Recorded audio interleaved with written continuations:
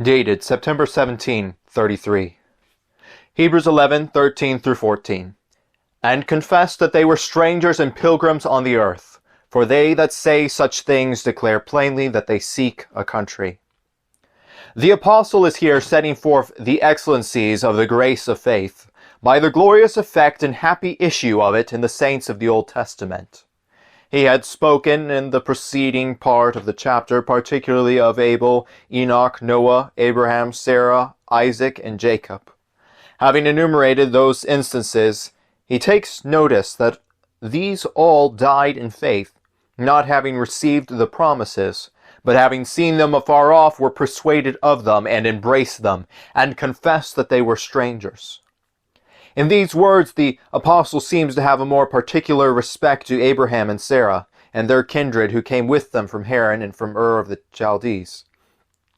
As appears by the 15th verse, where the apostle says, "And truly, if they had been mindful of that country from whence they came out, they might have had opportunity to have returned." Two things may be observed here. First, what these saints confessed of themselves, namely, that they were strangers and pilgrims on the earth. Thus we have a particular account concerning Abraham when he says, "I am a stranger and a sojourner with you," Genesis 23:4. And it seems to have been the general sense of the patriarchs by what Jacob says to Pharaoh. "And Jacob said to Pharaoh, the days of the years of my pilgrimage are 130 years. Few and evil have the days of years of my life been, and have not attained to the days of the years of the life of my fathers in the days of their pilgrimage." Genesis 47:9. And "I am a stranger and a sojourner with thee, as well as all my fathers were." Psalm 39:12. The second thing to be observed here is the inference that the apostle draws from hence, namely, that they sought another country as their home. For they that say such things declare plainly that they seek a country. In confessing that they were strangers, they plainly declare that this is not their country, that this is not the place where they are at home.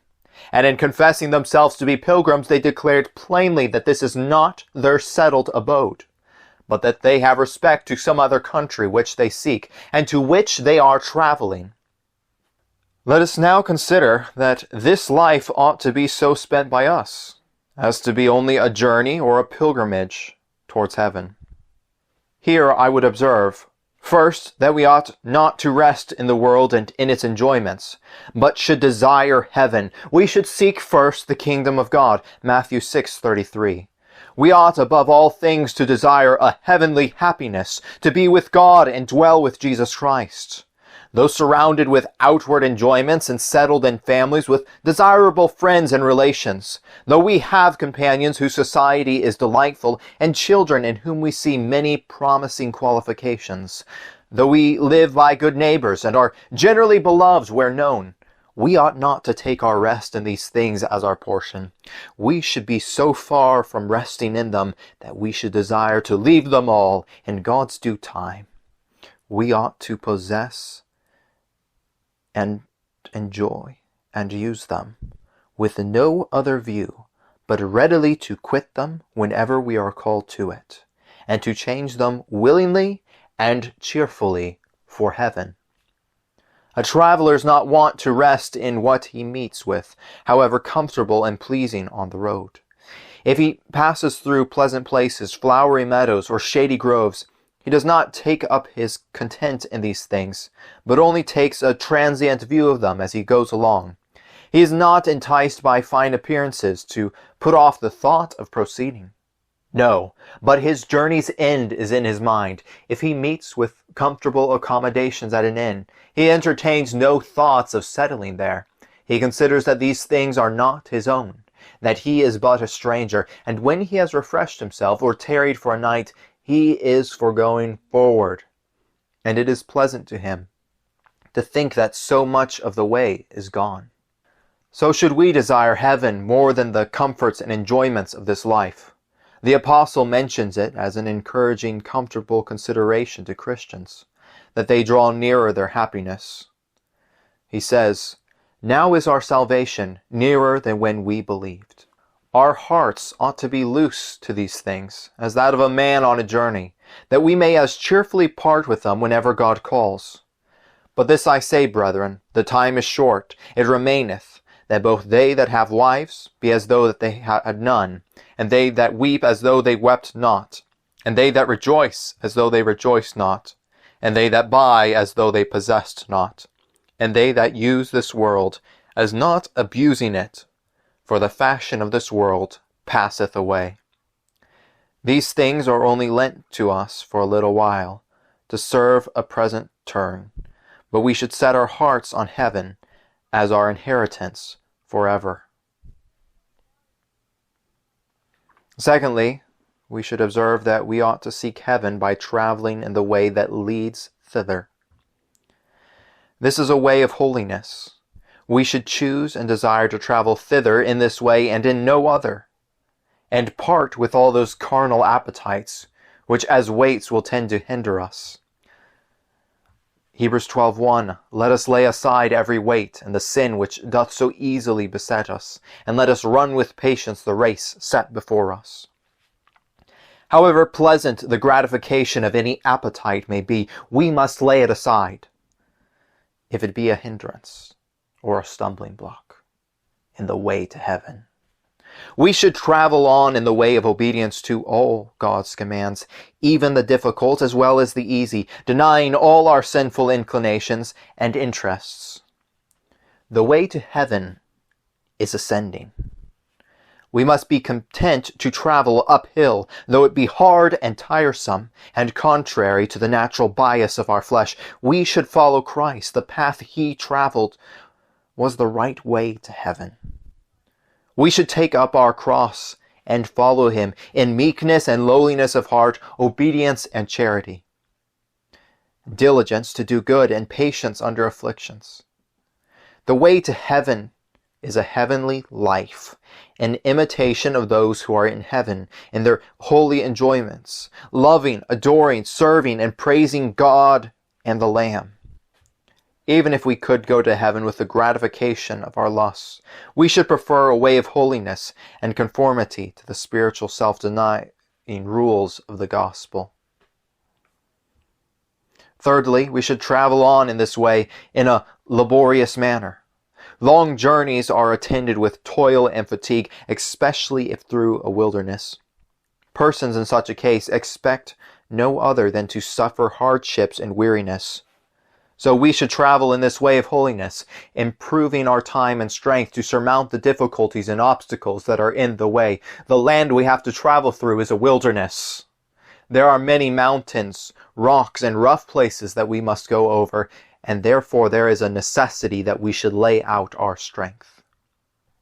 Fourthly, our whole lives ought to be spent in traveling this road. We ought to begin early. This should be the first concern when persons become capable of acting. When they first set out in the world, they should set out on this journey. And we ought to travel on with assiduity, and we ought to travel on with assiduity. It ought to be the work of every day. We should often think of our journey's end and make it our daily work to travel on in the way that leads to it. He who is on a journey is often thinking of the destined place, and it is his daily care and business to get along and to improve his time to get towards his journey's end. Thus should heaven be continually in our thoughts, and the immediate entrance or passage to it, namely death, should be present with us. We ought to persevere in this way as long as we live. Let us run with patience the race that is set before us. Hebrews 12:1. Though the road be difficult and toilsome, we must hold out with patience and be content to endure long hardships. Though the journey be long, yet we must not stop short, but hold on till we arrive at the place we seek. Nor should we be discouraged with the length and difficulties of the way, as the children of Israel were, and be for turning back again. All our thought and design should be to press forward till we arrive. Fifthly, we ought to be continually growing in holiness, and in that respect coming nearer and nearer to heaven. We should be endeavoring to come nearer to heaven in being more heavenly, becoming more and more like the inhabitants of heaven, in respect of holiness and conformity to God, the knowledge of God and Christ, in clear views of the glory of God, the beauty of Christ, and the edifying thing. As we come nearer to the beatific vision, we should labor to be continually growing in divine love, that this may be an increasing flame in our hearts, till they ascend wholly in this flame, in obedience and a heavenly conversation, that we may do the will of God on earth as the angels do in heaven, in comfort and spiritual joy, and in sensible communion with God in Jesus Christ. Our path should be as the shining light that shines more and more to the perfect day, Proverbs 4:18. We ought to be hungering and thirsting after righteousness, after an increase in righteousness, as newborn babes desire the sincere milk of the work, that ye may grow thereby. 1 Peter 2:2. The perfection of heaven should be our mark. This one thing I do, forgetting those things which are behind, and reaching forth unto those things that are before, I press toward the mark for the prize of the high calling of God in Christ Jesus. Philippians 3:13 and 14. Sixthly, all other concerns of this life ought to be entirely subordinate to this. When a man is on a journey, all the steps he takes are subordinated to the aim of getting to his journey's end. And if he carries money or provisions with him, it is to supply him in his journey. So we ought wholly to subordinate all our other business and all our temporal enjoyments to this affair of traveling to heaven. When anything we have becomes a clog and hindrance to us, we should quit it immediately. The use of our worldly enjoyments and possessions should be with such a view, in such a manner as to further us on our way heavenward. Thus we should eat and drink and clothe ourselves and improve the conversation and enjoyment of friends. And whatever business we are setting about, whatever design we are engaging in, we should inquire with ourselves whether this business or undertaking will forward us in our way to heaven, and if not, we should quit our design. We now come to the important question: why the Christian's life is a journey or pilgrimage. First, let us consider this world is not our abiding place. Our continuance here is but very short. Man's days on the earth are as a shadow. It was never designed by God that this world should be our home. Neither did God give us these temporal accommodations for that end. If God has given us ample estates and children or other pleasant friends, it is with no such design that we should be furnished here as for a settled abode, but with a design that we should use them for the present, and then leave them in a very little time. When we are called to any secular business, or charged with the care of a family, and if we improve our lives to any other purpose than as a journey towards heaven, all our labor will be lost. If we spend our lives in the pursuit of temporal happiness, as riches or sensual pleasures, credit and esteem from men, delight in our children, and the prospect of seeing them well brought up and well settled, all these things will be of little significance to us. Death will blow up all our hopes and will put an end to these enjoyments. The places that have known us will know us no more, and the eye that has seen us shall see us no more. We must be taken away forever from all these things, and it is uncertain when. It may be soon after we are put into the possession of them. And then, where will be our worldly employments and enjoyments, when we are laid in the silent grave? So man lieth down and riseth not again, till the heavens be no more. Job 14:12. Secondly, the future world was designed to be our settled and everlasting abode. There it was intended that we should be fixed, and there alone is a lasting habitation and a lasting inheritance. The present state is short and transitory, but our state in the other world is everlasting, and as we are there at first, so we must be without change. Our estate in the future world, therefore, being eternal, is of so much greater importance than our state here, that all our concerns in this world should be wholly subordinate to it. Thirdly, Heaven is that place alone where our highest end and highest good is to be obtained. God hath made us for himself. Of him, and through him, and to him are all things. Therefore then do we attain to our highest end when we are brought to God. But that is by being brought to heaven, for that is God's throne, the place of his special presence. There is but a very imperfect union with God to be had in this world. A very imperfect knowledge of him in the midst of much darkness. A very imperfect conformity to God, mingled with abundance of estrangement. Here we can serve and glorify God, but in a very imperfect manner, our service being mingled with sin, which dishonors God. But when we get to heaven, if ever that be, we shall be brought to a perfect union with God, and have more clear views of him. There we shall be fully conformed to God without any remaining sin, for we shall see him as he is. There we shall serve God perfectly, and glorify him in an exalted manner, even to the utmost of the powers and capacity of our nature. Then we shall perfectly give up ourselves to God. Our hearts will be pure and holy offerings, presented in a flame of divine love. God is the highest good of the reasonable creature, and the enjoyment of him is the only happiness with which our souls can be satisfied. To go to heaven fully to enjoy God is infinitely better than the most pleasant accommodations here. Fathers and mothers, husbands, wives, children, or the company of earthly friends are but shadows. But the enjoyment of God is the substance. These are but scattered beams, but God is the sun. These are but streams, but God is the fountain. These are but drops, but God is the ocean. Therefore it becomes us to spend this life only as a journey towards heaven, as it becomes us to make the seeking of our highest end and proper good the whole work of our lives, to which we should subordinate all other concerns of life. Why should we labor for or set our hearts on anything else but that which is our proper end and true happiness? Fourthly, our present state and all that belongs to it is designed by him that made all things to be holy in order to another world. This world was made for a place of preparation for another. Man's mortal life was given him that he might be prepared for his fixed state. And all that God has given us is given to this purpose. The sun shines, the rain falls upon us, and the earth yields her increase to us for this end. Civil, ecclesiastical, and family affairs, and all our personal concerns are designed and ordered in subordination to a future world, by the Maker and Disposer of all things. To this, therefore, they ought to be subordinated by us.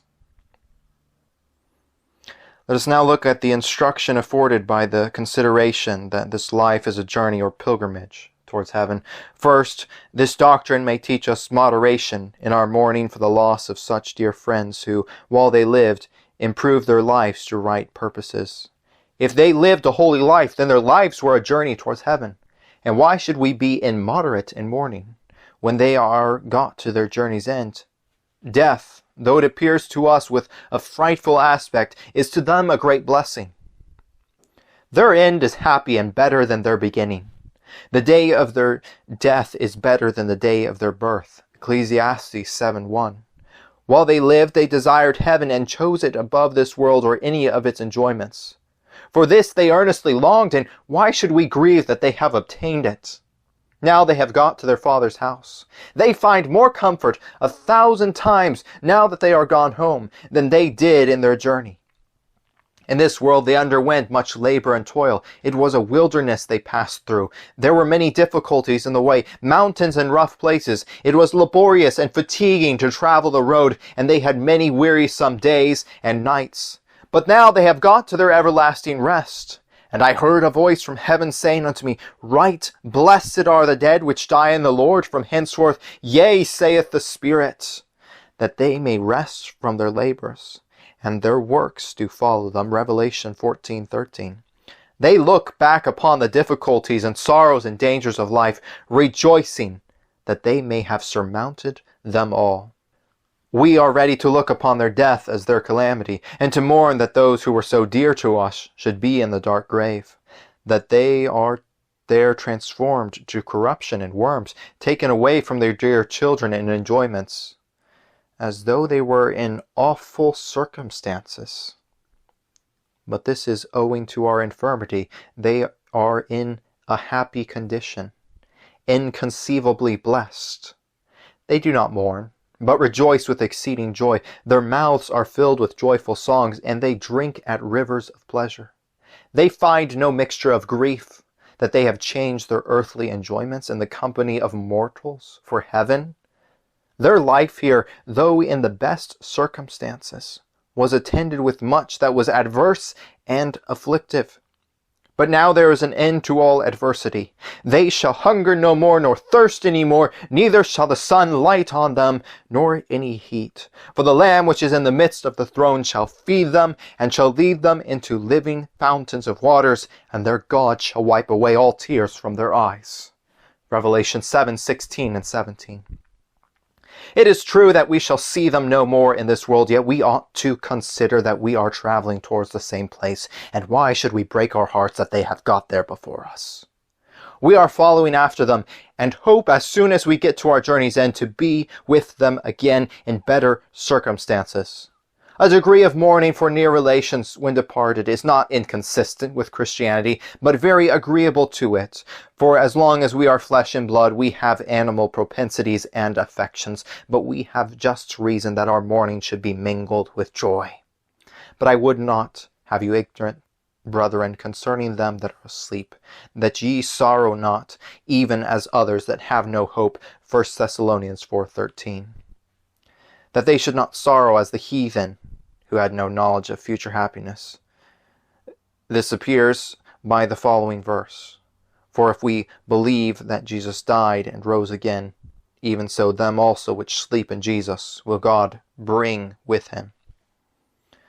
Secondly, if our lives ought to be only a journey towards heaven, how ill do they improve their lives that spend them in traveling towards hell?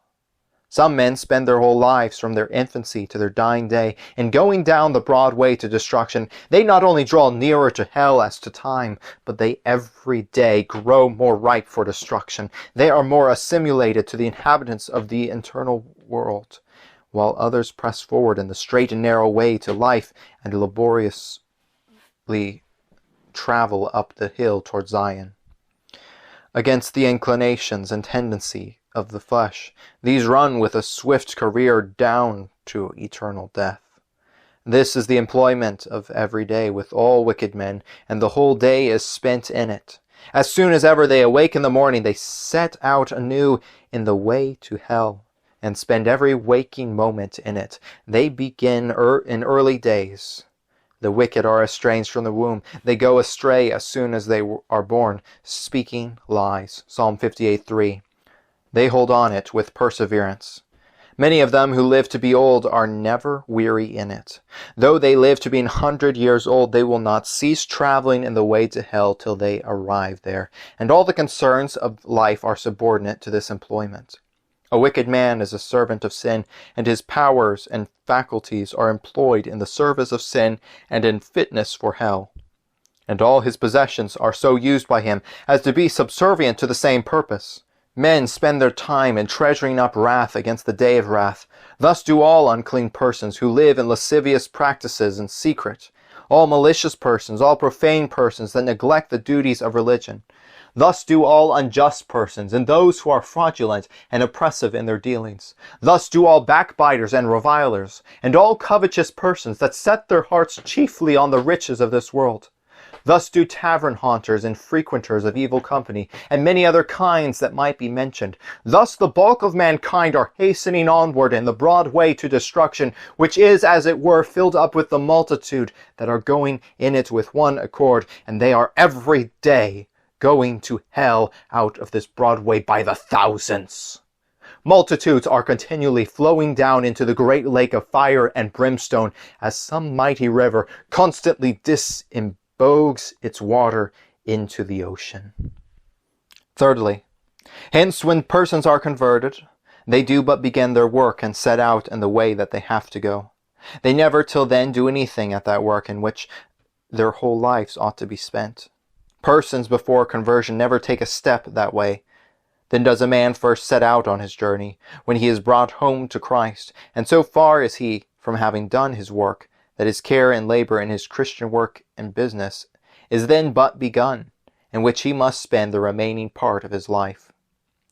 Those persons do ill when they are converted and have obtained a hope of their being in a good condition, do not strive as earnestly as they did before while they were under awakenings.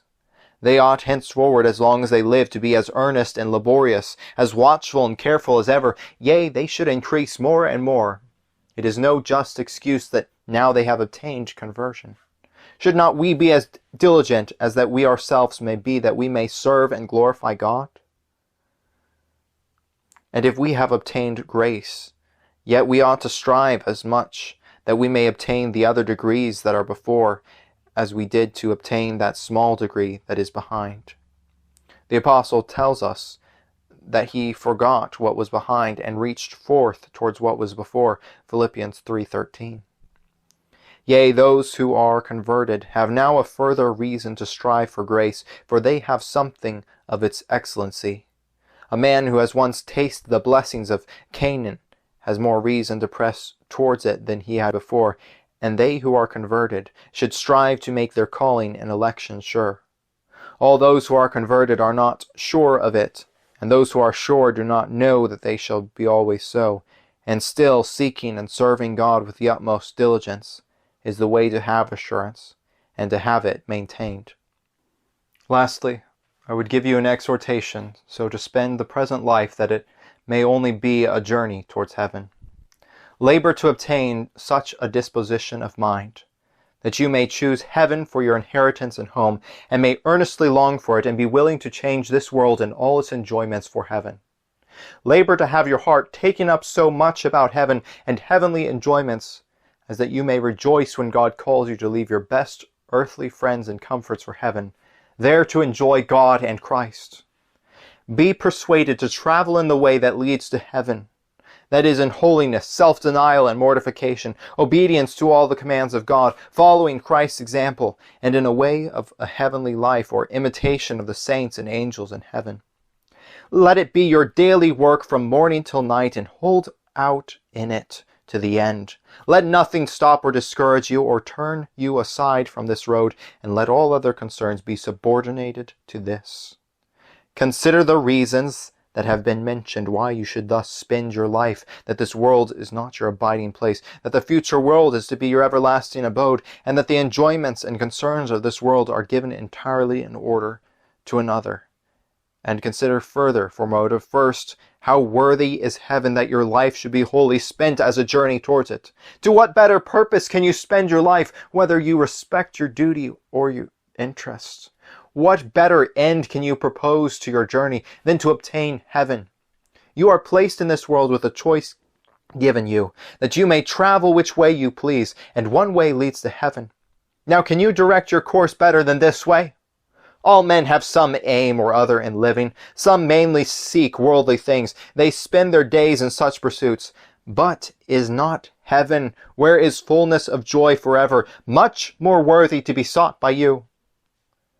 How can you better employ your strength, use your means, and spend your days than in traveling the road that leads to the everlasting enjoyment of God, to his glorious presence, to the new Jerusalem, to the heavenly Mount Zion, where all your desires will be filled and no danger of ever losing your happiness?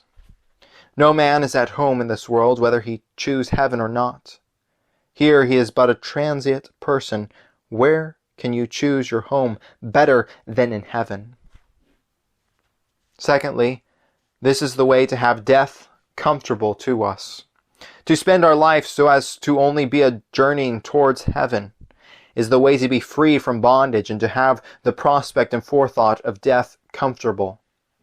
Does the traveler think of his journey's end with fear and terror? Is it terrible to him to think that he has almost got to his journey's end? Were the children of Israel sorry after 40 years of travel in the wilderness, when they had almost got to Canaan? This is the way to be able to part with the world without grief. Does it grieve the traveler when he has got home, to quit his staff and load of provisions that he had to sustain him by the way? Thirdly, no more of your life will be pleasant to think of when you come to die than has been spent after this manner. If you have spent none of your life this way, your whole life will be terrible to you to think of unless you die under some great delusion. You will see then that all of your life that has been spent otherwise is lost. You will then see the vanity of all other aims that you may have proposed to yourself. The thought of what you here possessed and enjoyed will not be pleasant to you unless you can think also that you have subordinated them to this purpose. Fourth, consider that those who are willing thus to spend their lives as a journey towards heaven may have heaven. Heaven, however high and glorious, is attainable to such poor, worthless creatures as we are.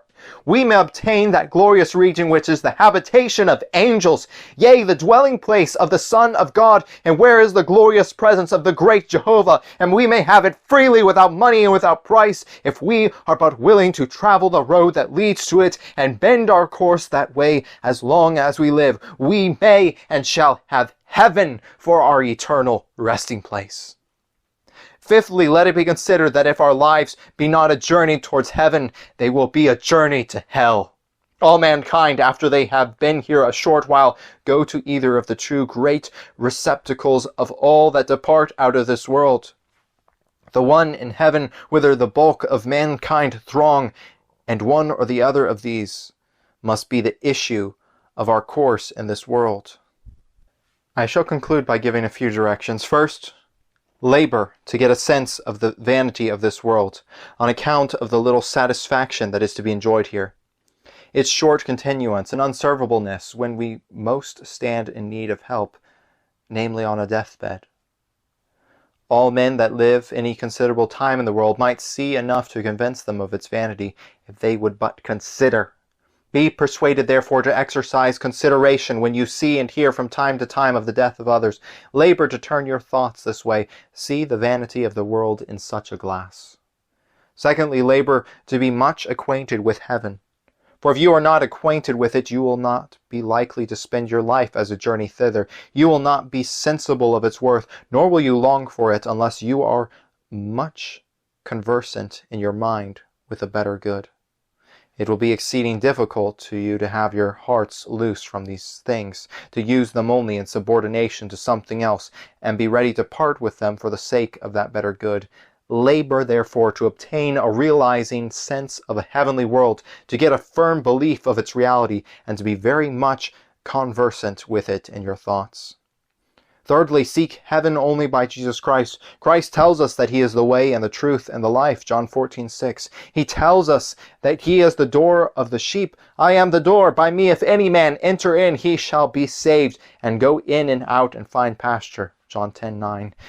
If we therefore would improve our lives as a journey towards heaven, we must seek it by him, and not by our own righteousness, as expecting to obtain it only for his sake, looking to him and having our dependence on him who has procured it for us by his merit, and expect that strength to walk in holiness, the way that leads to life, only comes from him. Fourthly, let Christians help one another in going this journey. There are many ways whereby Christians might greatly forward one another in their way to heaven, as by religious conference, etc.